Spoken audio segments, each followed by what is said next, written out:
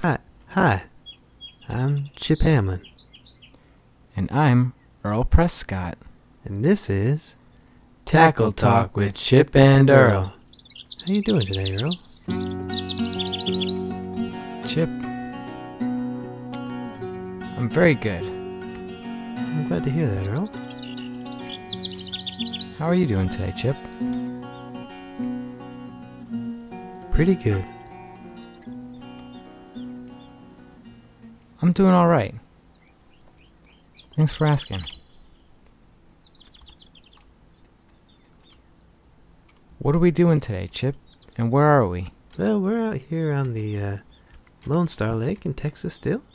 It's 7 o'clock in the evening, and we're still on our quest to catch ourselves a spotted bass. We're out here in Texas, Lake Lone Star. It's about 7 o'clock p.m. Earl, I think I just said that stuff, didn't I? You missed a lot of the details. Oh, I said it was 7 o'clock. I said it was a Lone Star Lake. It's true. It's in It's been a long day, Chip. Texas, yeah. I think maybe the sun is starting might be, to get to us a little bit, especially you. Having a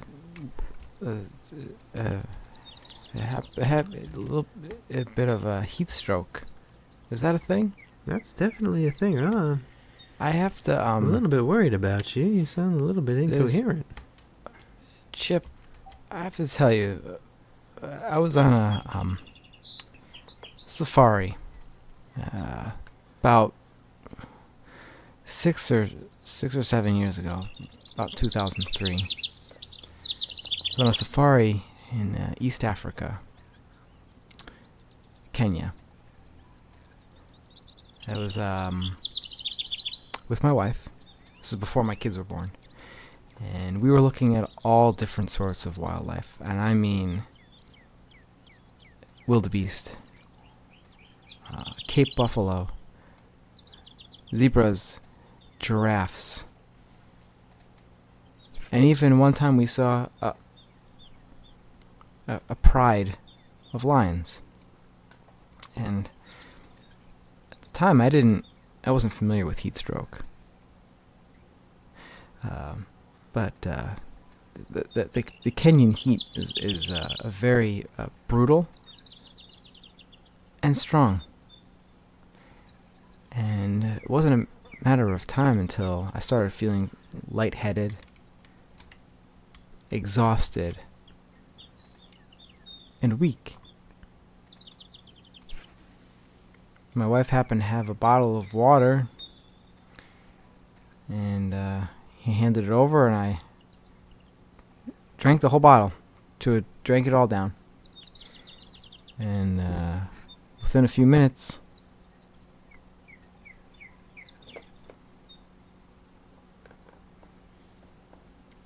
That's well said, Earl. I got a question for you, though. Speaking about Africa, this is something I've always wondered about. I know people say that there aren't really important differences having to do with the color of your skin, but if that's true, how come they're having such a hard time over there in Africa? Chip, that's a strange question. There's a great deal of poverty. A lot of the people can't afford to live in anything beyond a corrugated metal shack. It's not like it is over here. People are having a very hard time. Water is not clean. Their food is very scarce, and sometimes the children just don't eat for. I got a question for you. Since water is used for cleaning, how do you clean water? Do you just pour other water on it? That's something I've always wondered. They have water purification plants. So it's plants. I see. Not like vegetation. It's like a factory. They take the water and they purify. They add all sorts of chemicals and filter it. And you ever heard of like a water purification plant or like a system or anything like that? Trying to use a slop spoon to lure those bass out of them lilies. So far, they are just totally eluding me. The pickerel, though, got a lot of pickerel.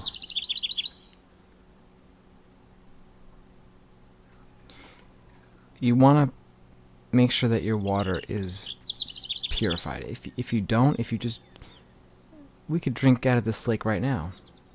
We'd be extremely sick. There's pathogens and bacteria in the water. You have to boil it. You have to filter it. You can't just drink it straight out of the river, Chip.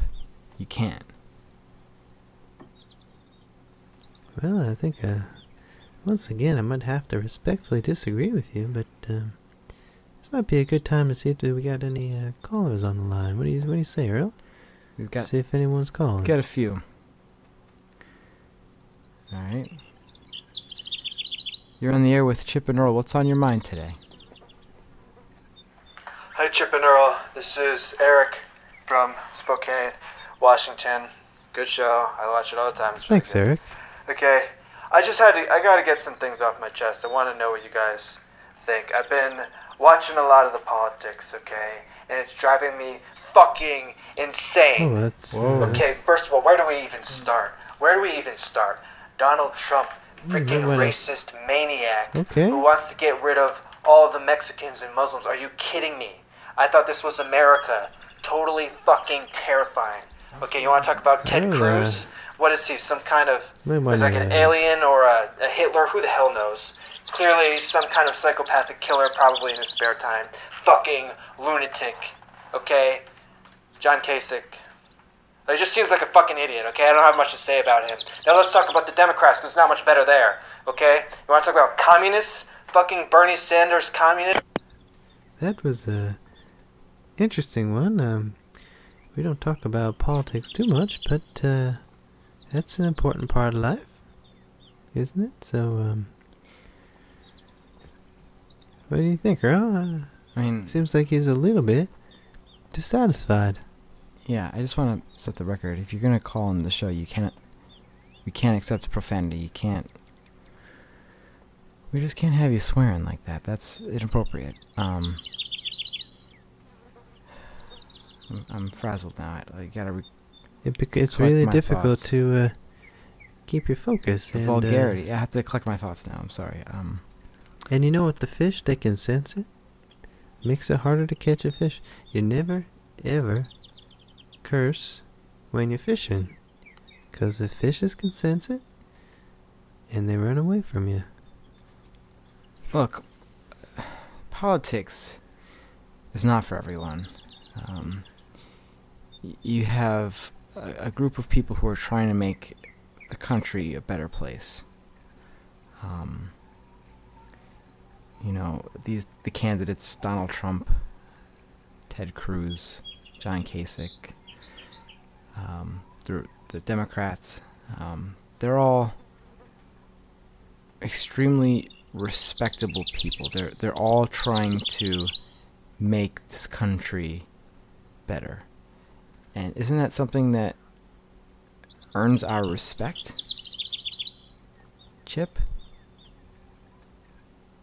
Well, I think that's a pretty good point, Earl. I think anyone who goes out there and tries to Make improve our the country better. Yeah, that's exactly. that's pretty good. But you know, I've read some things, and first of all, you can't believe everything you hear from the government. I've heard that in New Mexico, they've been hiding aliens. That's not a real thing. You're talking about Area 51, Roswell? That's it's a myth. It's that's not real. It's not a real thing. Well, saw it on the TV. There was a couple of FBI agents. What were the agents' names? I think one of them was like an animal. It was Fox something, Agent Fox, and Skull. And they found out that the government was hiding some serious things. So That could be a fictional story. And the government doesn't hide anything from the people. It's unconstitutional to do that. You can't do that. So there are no secrets from our government. Again, I think I have to respectfully disagree there. It felt really real at the time, Earl. So I think you might just be wrong about that. But thanks for the call, anyways, and please do try to mind your language in the future if you can. Chip, we've got another caller on the line. If you want to put them on and see what's on their mind. Sounds like a good idea, Earl. Let's go ahead and do it. Hey, you're on the air with Chip and Earl. What's on your mind? Hi guys, this is Eric again from Spokane, Washington. Hello. Still, I think we had a connection problem. Anyways, the thing I wanted to say was, it really makes me want to fucking stock up on guns Okay, when I there watch goes the again news. with the Okay, I've got a serious cursing. arsenal. I've got assault weapons. I've got grenades. I've got handguns. I've got shotguns. I've got bear traps. Okay, I've got machetes. I got. That's I had to cut that one a bit short there. yeah. Couldn't- You could have done it a little bit sooner. Yeah. Well, so he's very dissatisfied. Very Again? angry person. But you know what I gotta tell you, Earl, I think sometimes it's important to have a well-stocked arsenal for when the government tries to take your guns. You don't need an arsenal. What do you need an arsenal for? You don't. Well, sometimes politicians, they seem like they want to come and take their guns from you, so you gotta defend your family. Look, I understand you want to defend your family, and everybody should have that right, but an arsenal is a bit extreme. It's a bit overkill, I think. Well, Earl, if the government comes for your things one day, I just want you to know, you can call me up and I'll come right over.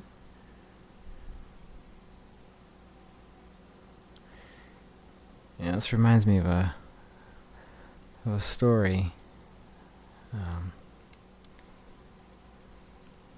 You remember Gary, don't you? Old Gary. Which one was that again? Glasses, ponytail. Oh, yeah, of course, of course. I took classes from Gary. Good guy. Very, very, very smart guy. He was teaching me how to survive in the wilderness, which is, a skill set that I, still use to this day. But I went over his house for dinner one time. This was before I met my wife, and I sat down on his couch while he was making dinner. Yeah, And fish out here, Earl. Pretty excited about it. when I sat down, I noticed there was something. Just a little bluegill. It's a little bluegill there. Yeah, I'm gonna toss him back. I don't even... Go ahead, buddy. I felt something underneath the cushion. I sat down on my posterior, little something under there. So curiosity got the better of me, and I decided to pull the cushion back when Gary wasn't looking. And I found a lot of weapons. I found there was an assault rifle. Those are pretty fun. No, there was an assault rifle, 2 shotguns,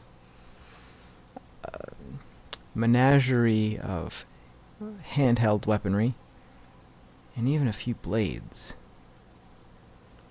Sometimes those can be useful for cooking. Chip, I gotta tell you, I didn't stick around for dinner. I left the house immediately. And as soon as I was a safe distance away, I called the authorities. Now, we knew Gary for a very, very long time. He was a very, very close friend. Well, I think there you might have overstepped your bounds as a guest.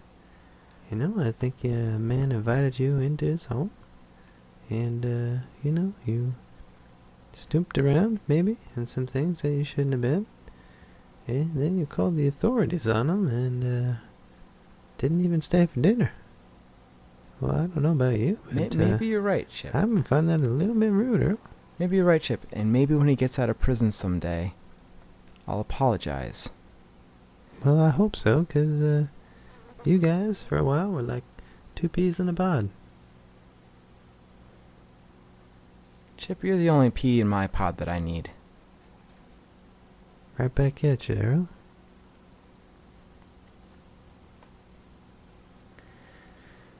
Chip, seems like we've got one more caller left on the line. Let's go ahead and hear it. All right. Hi, you're on Tackle Talk with Chip and Earl. What's on your mind? Chip, Earl, it's Charles again. Oh boy. Guys, things are getting really bad for me right now. I hate to say it, but I've lost my home.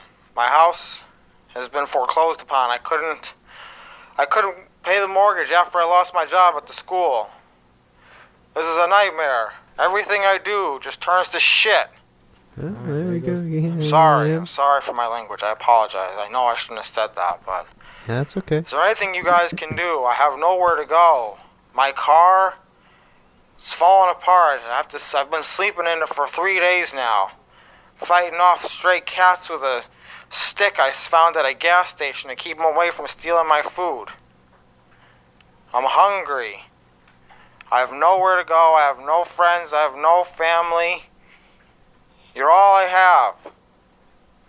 Please, just help me out here. This is Charles. Thanks, guys. Bye.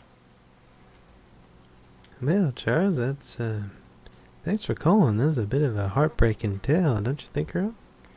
Seems like he's having a little bit of a hard time. Yeah. In case you're new to the show, Charles was a gentleman that we helped a few episodes ago. He I'm having a hard time remembering now. He had a illiteracy problem. That's what it was. That means he can't read. Right. He worked at a school. He couldn't read. We gave him advice, and ever since it seems like things have been going downhill, awry for him. But don't worry, Charles. You called the right place, and we can give him some advice now and help him out.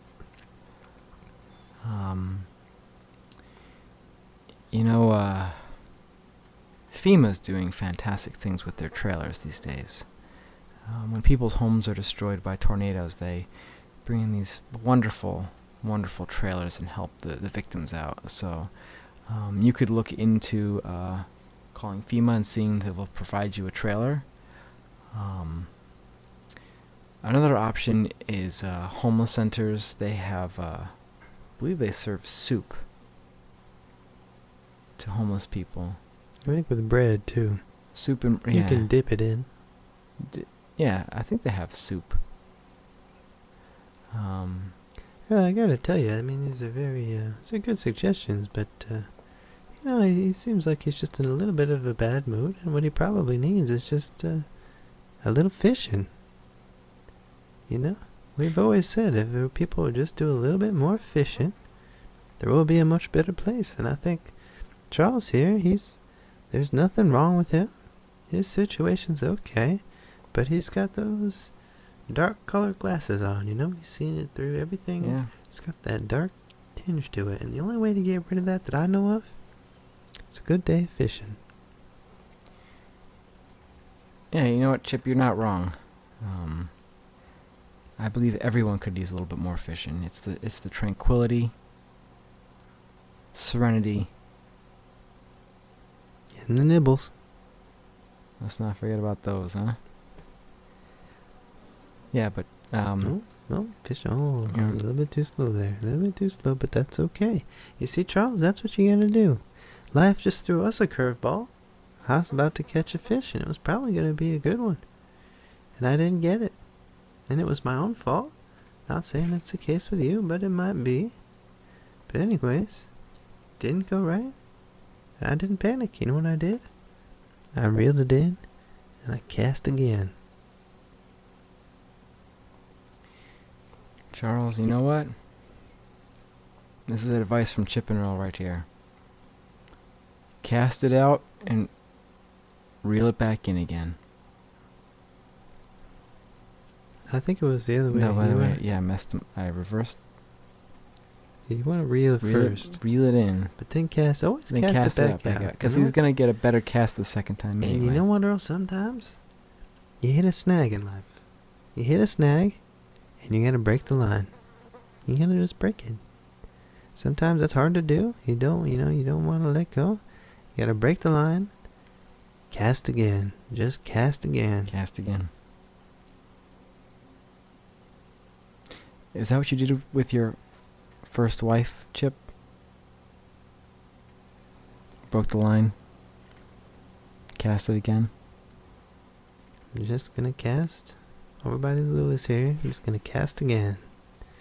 Cast again, Earl. Denise. Your first wife. Just gonna reel it in. Just cast it.